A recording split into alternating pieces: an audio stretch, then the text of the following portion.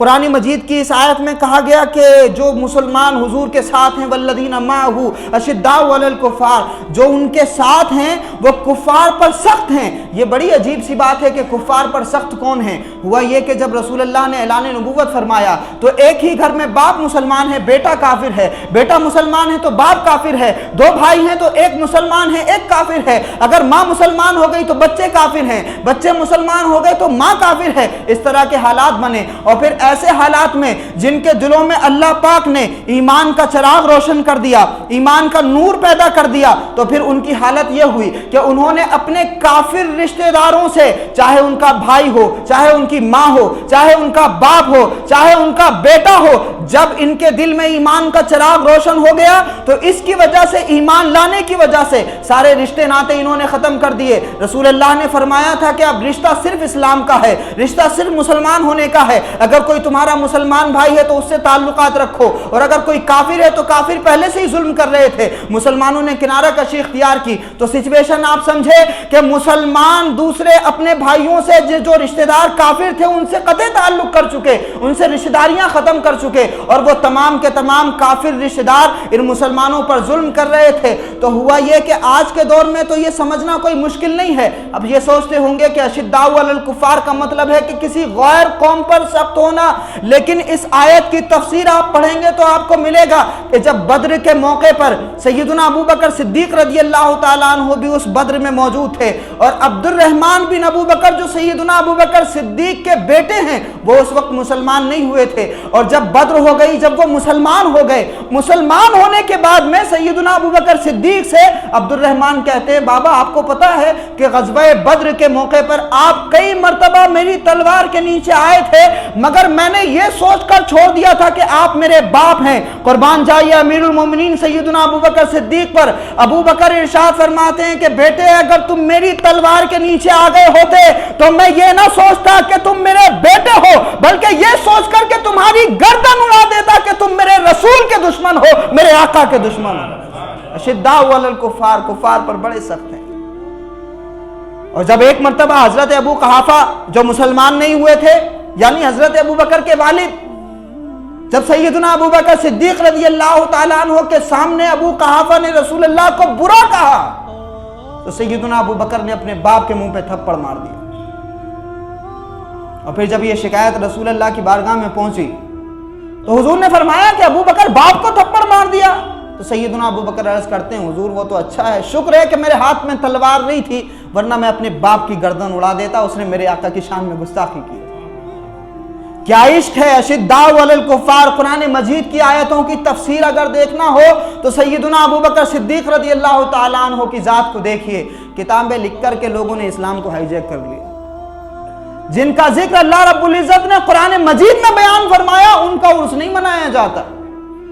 باقی 15 20 25 کتابیں لکھ دیجئے، 4 مرید پیدا کر لیجئے، ان کا عرس منانے کے لیے، ان کے نام کے نعرے لگانے کے لیے ہزاروں لوگ موجود ہیں، لیکن جن کا ذکر اللہ رب العزت نے قرآن مجید میں بیان فرمایا ہے، نہ ان کی صداقت کا چرچا ہے، نہ ان کی صحابیت کا چرچا ہے، نہ ان کی قربانیوں کا چرچا ہے۔ مسلمانوں کیا یہ انصاف ہے کہ جن کو اللہ رب العزت نے اولیاء سے، صوفیاء سے کہیں بلند مقام عطا فرمایا ہے، ہم ان کو یاد نہیں کرتے، ہم ان کے نام سے اپنی مسجدیں تعمیر نہیں کرتے، ہم ان کے نام پر اپنے بچوں کے نام نہیں رکھتے۔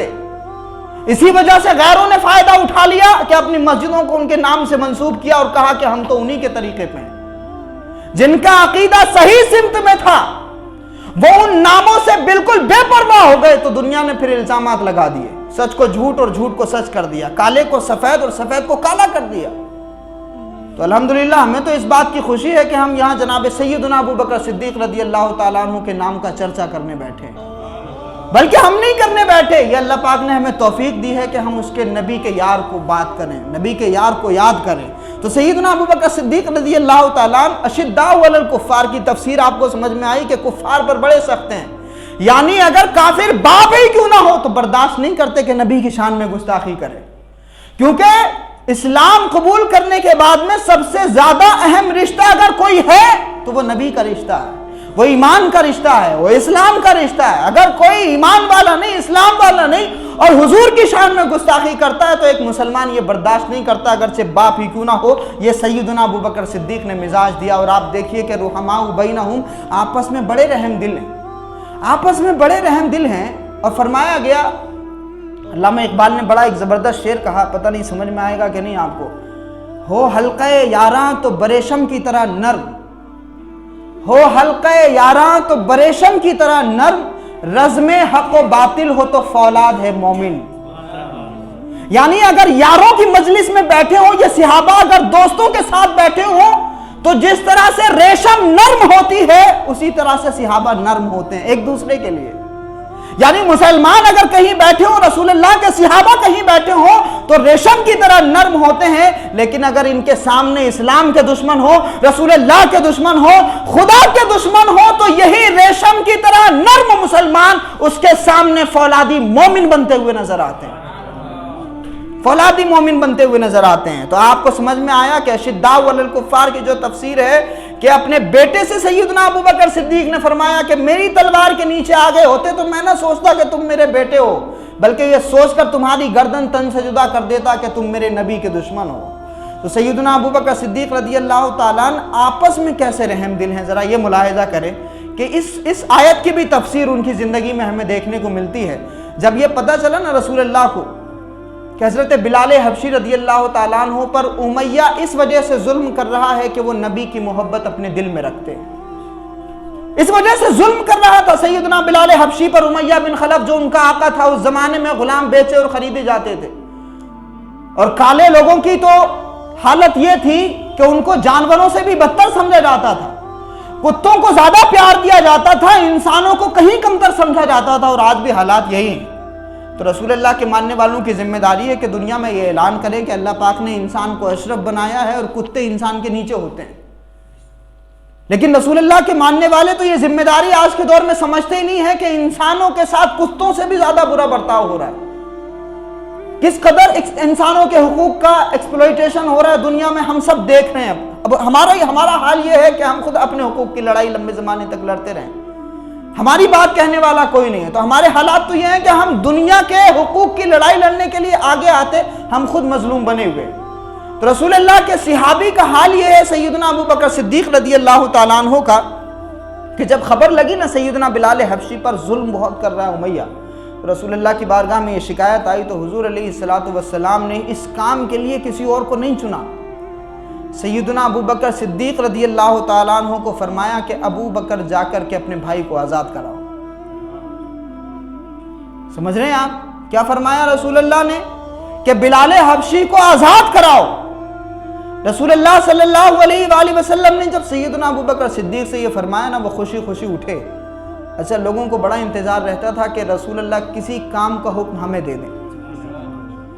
رسول اللہ کے صحابہ اس طرح محبت کرتے تھے آقا علیہ الصلوۃ والسلام سے کہ وہ تمنا کرتے تھے کہ حضور کسی کام کا حکم ہمیں دے دیں، کوئی کام ہم سے لے لیں۔ وہ اسی انتظار میں رہتے تھے، اپنے گھر بار کو چھوڑ کر کے رسول اللہ کی بارگاہ میں صحابہ اسی لیے رہتے تھے کیونکہ اگر وقت ادھر ادھر گزرے گا تو ہو سکتا ہے کہ کوئی بڑا کام ہم سے چھوٹ جائے، اور ہم اگر حضور کے سامنے ہوں گے تو رسول اللہ کسی خدمت پر لگا دیں گے اور وہی خدمت ہمارے لیے نجات کا ذریعہ ہو جائے گی۔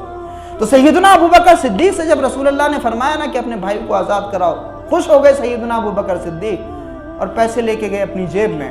اور اس زمانے میں سیدنا بلال حبشی جیسے غلاموں کا مارکیٹ میں جو ریٹ تھا وہ 500 درہم سے زیادہ نہیں تھا، 500 دینار سے زیادہ نہیں تھا۔ درہم و دینار میں فرق ہوتا ہے، دینار تھوڑا سا مہنگا ہوتا ہے، جیسے روپیہ کم ہے اور US کا ڈالر زیادہ ہے، اسی طرح سے درہم و دینار میں فرق ہوتا ہے۔ تو سیدنا ابو بکر صدیق رضی اللہ تعالیٰ عنہ 500 دینار، اس زمانے میں ایسے غلاموں کی قیمت 500 دینار سے زیادہ نہیں تھی۔ سیدنا ابو بکر صدیق نے اپنی جیب میں دینار رکھے اور امیہ بن خلف کے یہاں گئے، اور سیدنا ابو بکر صدیق نے امیہ سے فرمایا کہ تم غلام بیچتے ہو؟ کہا لے جاؤ، اب یہ میرے کام کا بھی نہیں۔ اتنے ظلم کیے سیدنا ابو بکر صدیق، بتاتے ہیں حضرت بلال حبشی پر اتنے ظلم ہوئے، اتنی تکلیفیں سہی سیدنا بلال نے کہ جس گرم کوئلے پر سیدنا بلال حبشی کو لٹایا جاتا تھا وہ ان کے جسم کی چربی پگھل کر کے ٹھنڈے ہو جایا کرتے۔ ہمارے لیے تو بڑا آسان ہے نا اسلام کے دعوے کر لینا، مسلمانوں کے دعوے کر لینا۔ یہ اسلام یہاں تک ایسے ہی نہیں پہنچا، یہ دین یہاں تک ایسے ہی نہیں پہنچا. سیدنا بلال حبشی رضی اللہ تعالیٰ نے ایک لمبے زمانے تک اپنے سینے پر بھاری بھاری پتھر جھیلتے رہے اور ظالم یہ کہتا رہا کہ تم اپنے ایک خدا سے پھر جاؤ, لیکن سیدنا بلال حبشی رضی اللہ تعالیٰ اللہ احد یعنی اللہ ایک ہے کا نعرہ لگاتے رہے. اور جب کسی نے پوچھا نا سیدنا بلال حبشی سے, کہا بلال مان کیوں نہیں جاتے, اتنا ظلم کرتا ہے تم پر, تم پھر کیوں نہیں جاتے؟ تو سیدنا بلال حبشی فرماتے ہیں کہ بے وقوف, جب بازار سے کوئی مٹی کا برتن خریدا جاتا ہے نا تو تم ٹھوک بجا کے اس کو دیکھتے ہو کہ کہیں وہ برتن کچا تو نہیں ہے. دنیا کا اصول یہ ہے کہ جب بازار سے کوئی چیز خریدی جاتی ہے تو اس مٹی کے برتن کو بھی دنیا ٹھوک بجا کے دیکھتی ہے. میں نے بھی اپنے آپ کو اللہ کے حوالے کر دیا ہے تو وہ مالک بھی مجھے آزما رہا ہے کہ بلال کچا ہے کہ پکا ہے, اور میں نے بھی یہ طے کر لیا ہے کہ مالک یہ دنیا جتنا بھی ظلم کرتی رہے گی تیرا بلال صرف لا الہ الا اللہ محمد الرسول اللہ کی صدائیں دیتا رہے. یہ سیدنا بلال حبشی رضی اللہ تعالیٰ. تو جب گئے نا حضرت ابوبکر صدیق رضی اللہ تعالیٰ نے فرمایا, کہا بیچتے ہو غلام؟ کہا اب یہ میرے کسی کام کا بھی نہیں. اپاہج کر دیا سیدنا بلال حبشی رضی اللہ تعالیٰ عنہ کو, پوری کمر پر داغ پڑے. سیدنا بلال حبشی پر کوڑے بھی برسائے جاتے تھے. اتنا ظلم کیا سیدنا بلال پر. وہ کہتا ہے کہ اب یہ میرے کسی کام کا بھی نہیں, بسا لے جاؤ. کہا کتنے کا ہے؟ کہا صاحب 500 دینار. حضرت ابوبکر صدیق نے فوراً لکھا لے 500 دینار. کہا نہیں 500 نہیں, 1000 دینار. اب جب 1000 کہا ٹھیک ہے 1000 دینار. کہا نہیں 1 نہیں 2000 دینار. سیدنا ابوبکر صدیق رضی اللہ تعالیٰ عنہ نے اس سے یہ نہیں پوچھا کہ تو کیا کر رہا ہے, پہلے تو 500 بتائے تھے, 500 میں دینا ہو تو دے ورنہ میں واپس جاتا ہوں. سیدنا ابوبکر صدیق کے لیے تو یہ زبردست موقع تھا. مسلمان کیسے ہوتے ہیں؟ سیدنا ابوبکر صدیق کے لیے تو یہ زبردست موقع تھا کہ رسول اللہ نے جس کام کے لیے بھیجا ہے اس کام میں کامیاب ہونا یہی ابوبکر صدیق کی منزل ہے. سمجھ رہے ہیں؟ خالی ہاتھ نہیں لوٹیں گے امیر المومنین سیدنا ابوبکر صدیق. اس نے کہا 2000 دینار دو اس کے. تو مارکیٹ کا ریٹ کچھ اور تھا, اصول کچھ اور تھے, قوانین الگ تھے, لیکن سیدنا ابوبکر صدیق اپنے بھائی کو اس کے ظلم سے آزاد کرانے کے لیے آئے تھے. تو قیمت بھلے ہی 3 گنا تھی, امیر المومنین ابوبکر صدیق نے وہ 3 گنا قیمت ادا کی اور حضرت بلال حبشی کو رسول اللہ کے قدموں میں لا کے کھڑا کر دیا. رحماء بینہم, آپس میں بڑے رحم دل ہیں. کیا زبردست پیغام ہے نا. ہم تو آج کل اپنی بھائیوں کی قبر کھود رہے. قرآن کہتا ہے کہ مسلمان ایسے ہوتے ہیں کہ آپس میں ریشم کی طرح نرم ہوتے ہیں.